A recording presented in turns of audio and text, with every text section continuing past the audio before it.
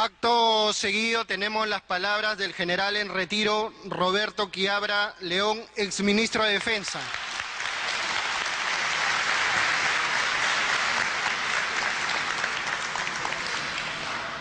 Buenos días. En primer lugar, mi agradecimiento al congresista Luis Negreiros por invitarme nuevamente a tocar un tema que no deberíamos de tocarlo. Nosotros no deberíamos de estar preocupados por ver cuál es el futuro de Napo. Si el Perú tuviera política de Estado y si los peruanos conociéramos nuestro país, ¿por qué tenemos que estar nosotros detrás de un proyecto de ley, detrás de una decisión política, cuando existen intereses nacionales? Lo que pasa es que el Perú tiene una gran deficiencia. No tenemos política de Estado. Y al no tener política de Estado, cada cierto tiempo tenemos que estar bailando al ritmo que nos tocan. Y tenemos que estar viendo quiénes están a favor y quiénes están en contra. Si nosotros tuviéramos intereses nacionales, por ejemplo, ¿qué queremos para el Perú del Bicentenario 2021? ¿Algunos de nosotros aquí sabemos cuáles son nuestros objetivos nacionales al 2021? ¿Algunos de nosotros sabemos qué se quiere en defensa, en seguridad, en salud, en puertos para el 2021? Todos deberíamos de saber, todos los peruanos, para cada uno de nosotros hacer nuestra tarea. Unos trabajando, otros como funcionarios, otros como pescadores, otros como artesanos, cada uno haciendo su papel. Y sin embargo todavía estamos viendo cuál será el futuro de Napo en el siglo XXI, año 2011 ya. Cambia. Yo siempre empiezo con esta transparencia. ¿Por qué? Porque no sabemos qué es el Perú. Y es un gran defecto de los peruanos. Los peruanos no sabemos qué tenemos. Este es el Perú que yo no conocí. Este Perú no lo estudié yo en mi libro de geografía. Yo pregunto, ¿este es el Perú que hoy estudian los chicos en el colegio? ¿Qué estudian los chicos en el colegio? A ver, ustedes que son padres de familia, revisemos los libros de ciencias sociales, se les enseñarán geografía, historia. ¿Qué le enseñan del Perú? ¿Dónde está ubicado? ¿Qué representa el Perú? En el caso particular que vemos hoy día sobre los puertos, vemos la gran ubicación que tiene el Perú en el mundo, frente al teatro principal, donde está más de la mitad del mundo y donde está más de la mitad del comercio exterior, base de nuestro desarrollo. La posición estratégica que tiene el Callao es inamovible y es una gran ventaja comparativa. Que le sumáramos nosotros esa ventaja competitiva que significa mejorar nuestros puertos, todo el mundo quisiera invertir aquí. Aquí nos han pintado la situación al revés.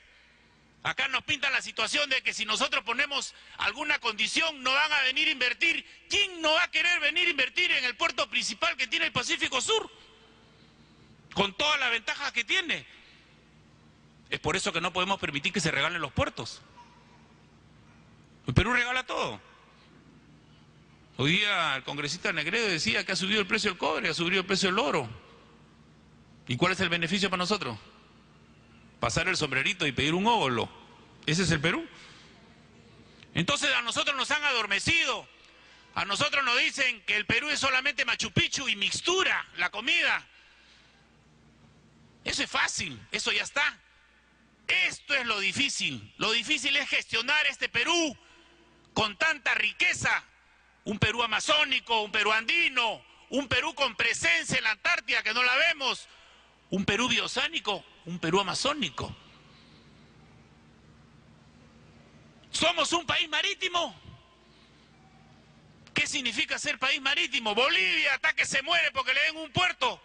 Paraguay tiene un puerto que no es ni zona libre ni puerto libre, en Paranaguá, en el lado brasilero, para poder sacar su carga.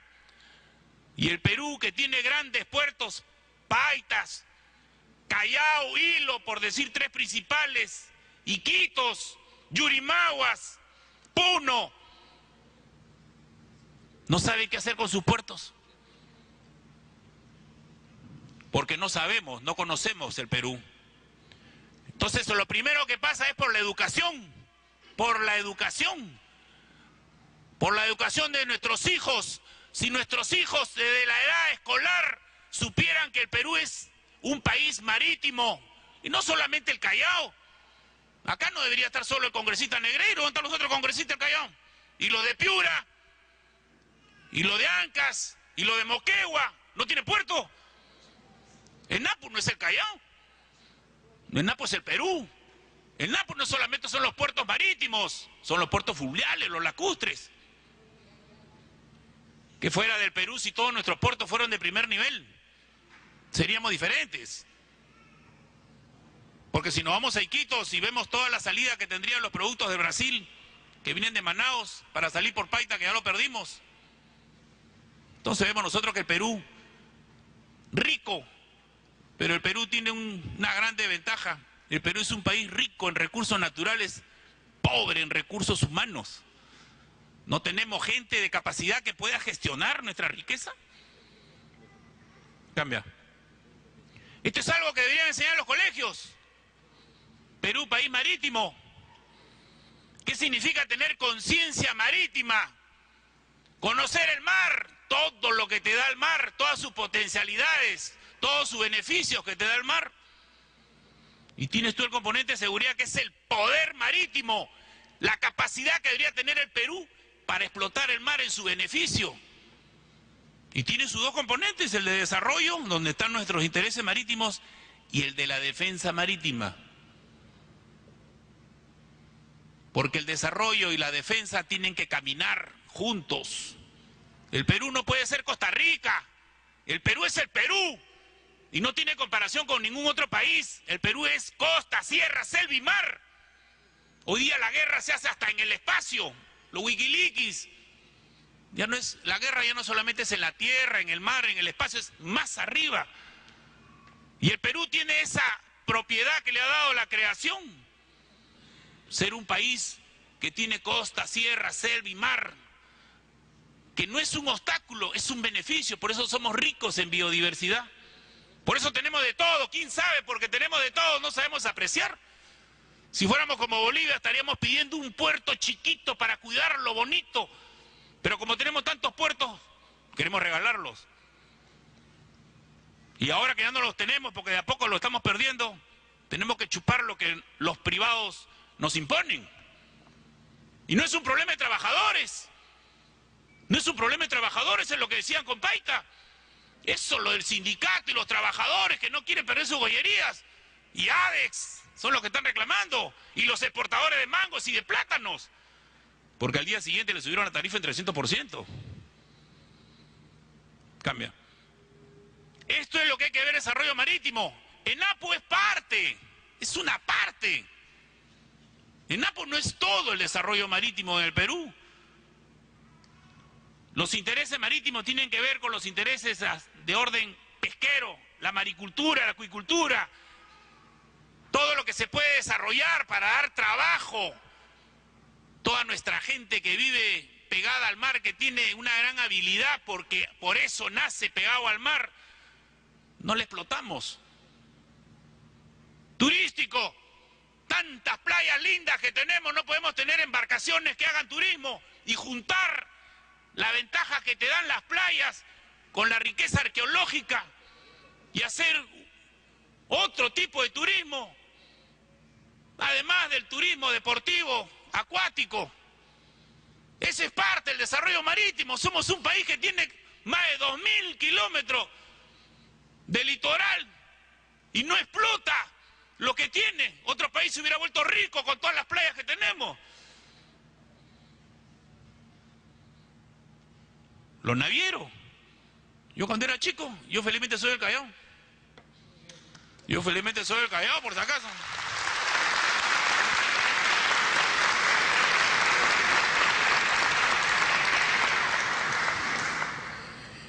Yo me crié en el corazón del Callao, José Gálvez, junto al estanco del tabaco, el estanco de la sal, Banco de la Nación. Estuve en el San José Marita del Callao, me quedé sin colegio ahora frente al Real Felipe. Ahí hice mi primaria. A partir de primero y secundaria me tuve que ir a Santa Marina, a San José, Mano Marita. Mi 10 años en el colegio Marita. Mi viejo me cruzaba la pista, don Mario Quiara Río. Su imprenta frente a la prefectura, el hombre del sombrero. ¿Ah? Mi abuelo trajo el ballet argentino para el Atlético Chalaco. Yo jugaba el chimpún Callao hasta que tenía 50 años, o sea, hace 2 días. O sea que conozco lo que significa.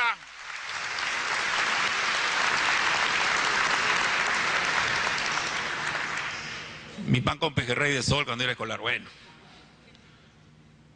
Y la industria de la construcción naval. Los astilleros, la maestranza, ¿cuánta gente vivía en los astilleros? ¿Dónde está esa industria? ¿Por qué se perdió? ¿Y por qué no la podemos recuperar?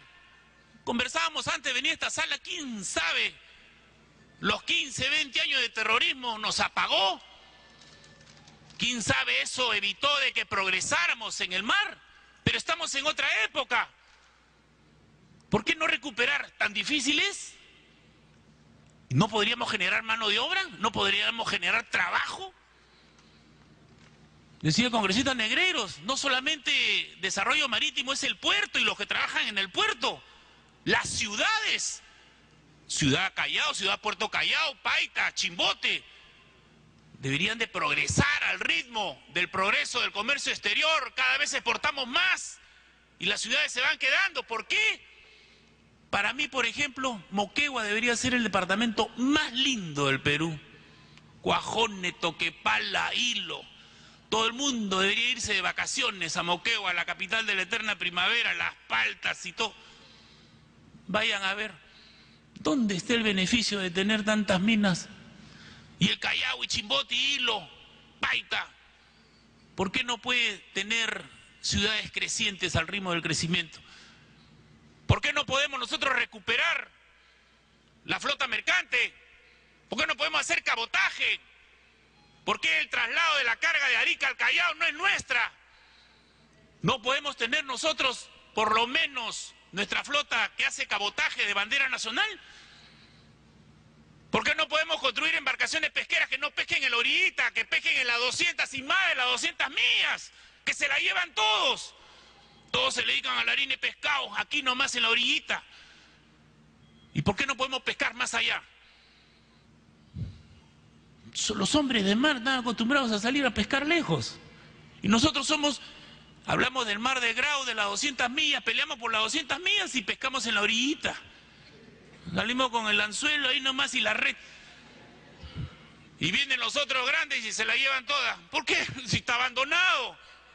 Perú, país marítimo.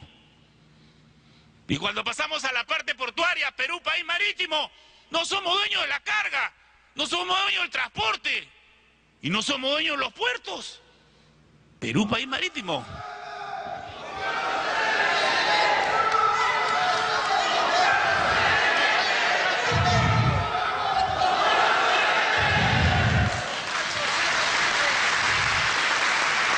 Entonces, es pues una obligación que el Perú como país marítimo tenga una empresa como ENAPU responsable de que los puertos sean eficientes, seguros y rentables. Entonces, ¿cuál es la primera responsabilidad? ¿Por qué las empresas públicas en el Perú todo el mundo las critica? Porque ¿a quién nombrarás, pues? Si nombras a tu cuñado, o a tu amigo, o al que pasa por la esquina, no hay una buena gerencia. Entonces, todos nosotros acá nos preguntaríamos, pues, ¿en quién confiar? Acá habla el congresista Negreiro, que es el único que habla, y sin embargo tiene un ministro de Transportes que debería ser el que lo defienda en el Consejo de Ministros, que dice lo contrario. Y tienes una gerencia de ENAPU que no sabe, no opina. En la columna no sabe, no opina. Entonces, por decencia deportiva debería salirse, que pongan otro, ¿no?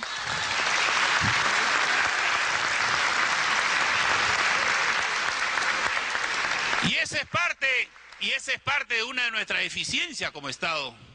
Nosotros tenemos que nombrar en las empresas públicas a gente profesional, gente capacitada, que conozca y que pueda salir a defender.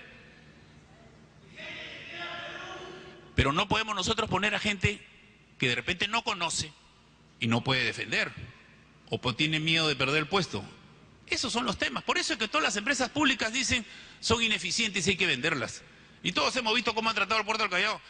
Lo tratan como puerto viejo, inservible, y los trabajadores que son radicales y no es así. Yo siempre, de que me invitaba acá Gustavo, yo siempre he dicho, yo no soy partidario de las huelgas. Ese es el trabajo de los dirigentes sindicales, ese es el trabajo de los que representan, el alcalde del Callao, el presidente de la región, los sindicatos. Esos son los que tienen que luchar aquí. No hacer huelgas, ¿por qué? Porque le damos las herramientas a los que dicen, ahí están los trabajadores, porque paramos los trabajadores como pararon hace muchos años, porque ya no paran 10 días, y matamos el comercio exterior, y le damos las armas para que nos privaticen. Ese es el trabajo de los dirigentes, es el trabajo de las autoridades, es el trabajo de los que nos representan. Es por esto la necesidad aquí de hablar, como dice el congresista Negrero, hablar, cada uno tiene la libertad de exponer. Podemos estar equivocados, pero por lo menos tenemos la propiedad de poder hablar. Si en democracia no hablamos, entonces tenemos nosotros que la empresa de NAPU, ¿qué cosa es lo que pide en este proyecto de ley? Autonomía. Déjame trabajar. Entonces tendríamos que nosotros nombrar un directorio en quien confiar para que puedan trabajar en beneficio de los puertos del Perú. Tiene su dependencia el Ministerio de Transporte, que es el que le aplica la política. Y tiene que ver con la administración, operación, mantenimiento, equipamiento y construcción de todos los terminales y muelles. Tiene grave responsabilidad. Ser país marítimo no es un juego. Tener muchos puertos de primer nivel no es un juego. Qué fácil sería si solamente fuera el puerto del Callao. Esto no es solamente el Callao. Tiene que haber una gestión competitiva, una eficiencia portuaria que implica también la capacitación de su personal. Porque si tú dejas a esas personas de experiencia a que la globalización con los cambios y la tecnología no los capacitas, entonces tú consideras que son inservibles, y no es así. Tú tienes la obligación como empresa capacitar a tu personal para que pueda seguir actuando. Por eso también se ve de que NAPU quiere liberarse de esas cadenas que no lo dejan trabajar, FONAFE, FOFAM y todos esos términos raros. Y tiene Contraloría que lo puede controlar. Y hay algo muy importante en esta ley, que es algo que yo también defiendo en las Fuerzas Armadas: los beneficios sociales. Para aquellos trabajadores que sufren una discapacidad trabajando, tiene que asegurarle su pensión. Porque no podemos utilizar a nuestra gente y después cuando tiene un accidente los abandonas. Eso es parte de esta empresa de puertos. Por eso que yo termino diciendo ahí: confianza, liderazgo y participación. Liderazgo, porque el que tiene liderazgo en esta empresa genera confianza y hace que sus trabajadores participen también, porque tienen confianza en que lo está dirigiendo. Pero si el que lo dirige no saben quién es, o no aparece, y tiene que salir el sindicato para estar, así como está haciendo Castillo el sindicato, para estar diciendo defínete. Entonces tenemos nosotros que ver que NAPU tiene que reforzarse, particularmente en lo que significa personal, y tiene que tener esa autonomía que le permite estar al ritmo de los avances de la tecnología y hacer nuestros puertos competitivos, seguros y rentables. Rentables para el país y rentables para el que los usa. Porque esa es la ventaja competitiva que nos está faltando. Cambia. ¿Por qué no podemos tener este objetivo como lo tiene lo del sur? ¿Por qué el Perú no puede tener hegemonía en Pacífico Sur? ¿Cuál es el miedo? ¿Cuál es el miedo de que el Perú pueda ser la llave de entrada y salida del Pacífico? Si tenemos todas las condiciones. La ventaja comparativa que tiene el Callao por su ubicación no la tiene ningún otro puerto. Eso no se puede cambiar. Démosle la ventaja competitiva. Hay un modelo exitoso que se está haciendo, que se ha hecho. Un modelo exitoso donde el que invierte tiene que construir cosas nuevas. No que el que invierte se aprovecha de lo que existe y no invierte nada. ¿Por qué no tener un modelo de ese tipo para aplicarlo en todo lo que tenemos que hacer? Si bien ENAPU no tendrá la capacidad por sí sola, ¿por qué no puede participar 51-49 o 60-40? ¿Por qué? ¿Por qué 3%? ¿Por qué 1%? ¿Por qué nunca? ENAPU hay que darle su participación. Cambia. Acá cuando hablamos de desarrollo está Paita. Entonces lo más importante es Paita, el compañero ese Cornejo, compañero de Lucho Negrero. Hasta el ministro de Economía criticó a Proinversión. Dice, así no se concesionan los puertos. Y el ministro de Economía forma parte del directorio. O sea, increíble.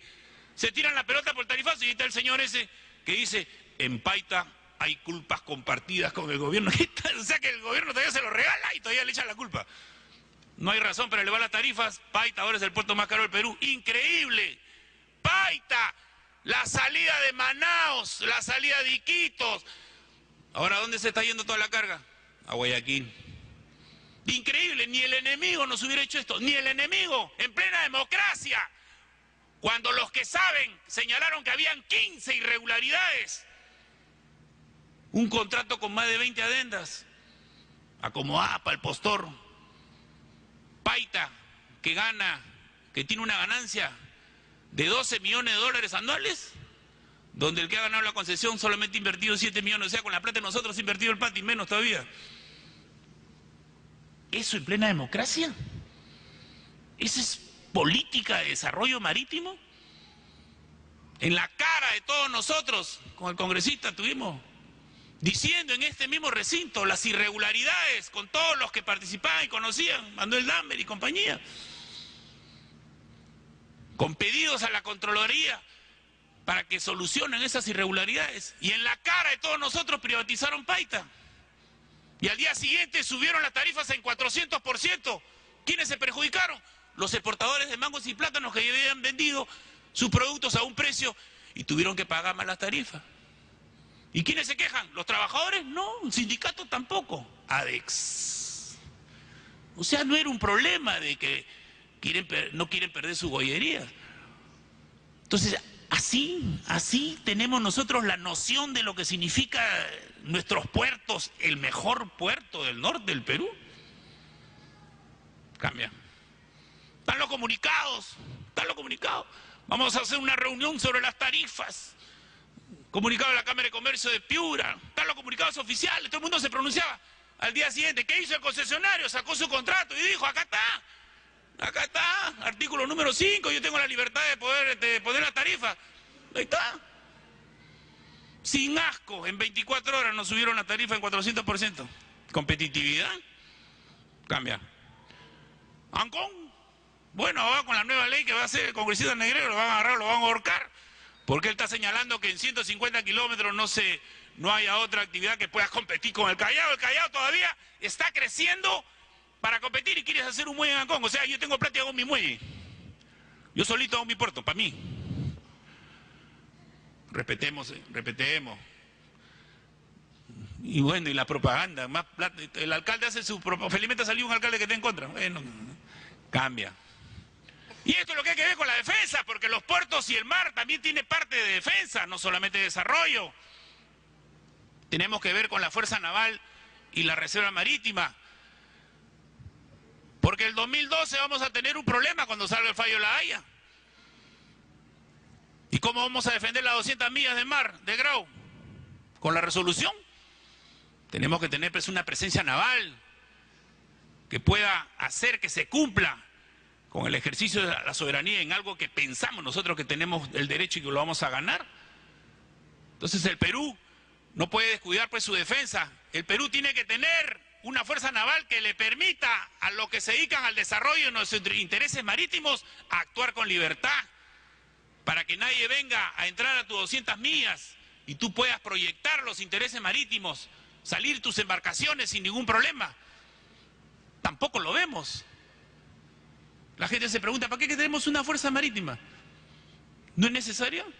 Sí es necesaria para el desarrollo marítimo, para que todos los que se dedican a la actividad en los diferentes servicios portuarios y marítimos tengan la seguridad de que tienen una fuerza en contra de los piratas, en contra de los que depredan, en contra de los que invaden nuestro litoral. Cambia. Este es el tema, por si acaso, para aquellos que no se acuerdan, el problema de La Haya no es muy simple. Está en juego el mar de Grau igual a 2 departamentos de Lima. Es decir, hace 50 años que no ejercemos soberanía y jurisdicción sobre un área de mar igual a 2 departamentos de Lima. Por eso es que nunca se va nadie a las costas del sur, porque Tacna, Arequipa, Moquegua tienen entre 0 y 100 millas. Y eso es lo que esperamos nosotros recuperar. Cambia. Y porque los del sur tienen una teoría de mar presencial, y por esa teoría de mar presencial es que ellos ejercen soberanía frente a las costas de nuestros departamentos del sur. Por eso es que el TLC con Chile debió pasar por acá, por este Congreso, y no pasó, y tendrá que pasar. Cambia. Porque el Tribunal Constitucional dio este fallo, y este fallo no dice que todo está bien. Este fallo que dice que hay que renegociar, porque hay dos conceptos importantes. Uno que se refiere a los espacios marítimos. En nuestra Constitución, la definición de territorio habla de dominio marítimo, y en el TLC pusieron espacio marítimo. Espacio es esto, dominio es más que esto. Si ellos tienen el concepto de mar presencial, ¿cómo es posible que nosotros coloquemos espacio en vez de dominio, alterando lo que dice la Constitución? ¿Y cómo es posible que después nosotros, en lo que significa la propiedad privada, cuando se requiera, se elimine por seguridad nacional? Seguridad nacional es movilización, y tenía que estar colocado, y lo han sacado, porque se va a repetir lo que sucedió en el CENEPA, que todas estas embarcaciones que hacen cabotaje y todo lo que hacen transporte se fueron, y no pudimos llevar nuestro petróleo ni nuestro personal a Tumbes. Eso se va a repetir con ese TLC. ¿Y quién reaccionó? Ellos. Ahí está, una nota de Cancillería chilena que llegó en marzo, y que se ha hecho reservada y secreta porque no se puede ver. Ese es algo pendiente. Ahí también está en juego la soberanía, ahí también está en juego lo que significa el mar. Ahí está en juego, porque ahí también están las 200 millas del sur del Perú. Cambia.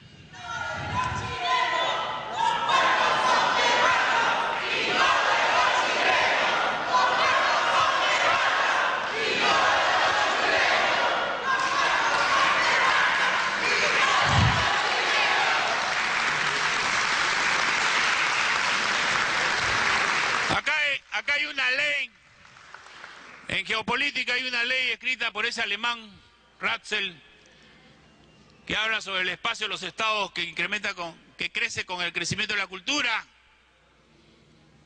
Cualquier parecido con la realidad es pura coincidencia.